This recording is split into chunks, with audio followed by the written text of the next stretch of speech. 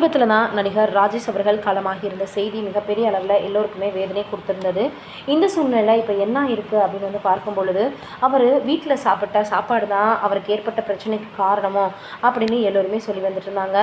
ஆனால் அதெல்லாம் கிடையாது, அவர் எப்பயும் போல தான் சாப்பிட்டாரு அப்படின்னு சொல்லி அந்த வீட்டில் பணிபுரியக்கூடிய இப்போ பணிப்பெண் ஒருத்தவங்க சொல்லியிருக்கக்கூடிய விஷயமானது மிகப்பெரிய அளவில் சமூக வலைதளங்களில் வைரலாக பரவி வந்துட்டுருக்கு. ஏன்னா அவருடைய ரசிகர்கள் எல்லாருமே ஒருவேளை அவர் சாப்பிட்ட சாப்பாடுனால தான் அவருக்கு பிரச்சனை ஏற்பட்டிருக்கோ அப்படின்னு பேச ஆரம்பிச்சிட்டாங்க.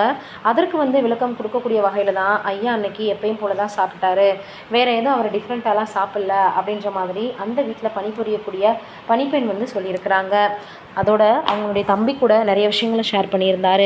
நாங்கள் அண்ணனை மருத்துவமனை கூட்டு போகிறதுக்கு முன்னாடி சித்த மருத்துவர் ஒருத்தர் வீட்டுக்கு வந்திருந்தார். அந்த நபர் தான் 2 மணி நேரமாக அண்ணன்கிட்ட பேசிகிட்டே இருந்தார்.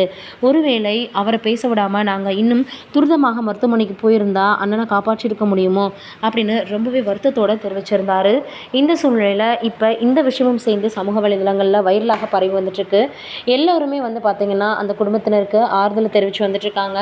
ஏன்னா அந்த அளவுக்கு எல்லோருமே உடைந்து போயிருக்காங்க. நல்லா இருந்த மனிதருக்கு இப்படி ஆயிடுச்சே அப்படின்ற வேதனை அந்த வீட்டில் இருக்கக்கூடிய எல்லோருக்குமே இருக்க தான் செய்யுது.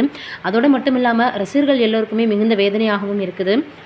தொடர்ந்து உடன் நடித்த நடிகர்கள் எல்லாருமே ரொம்ப வருத்தத்தை தெரிவித்து வந்துட்டுருக்காங்க. ஏன்னா தனக்காக 35 ஆண்டுகளுக்கு முன்னாடியே கல்லறையை கட்டி வச்சுக்கிட்டாரு, தனக்குன்னு இருக்கணும் அப்படின்னு சொல்லிட்டு தன்னுடைய மனைவிக்கு பக்கத்துலேயே கட்டியிருக்கிறாரு.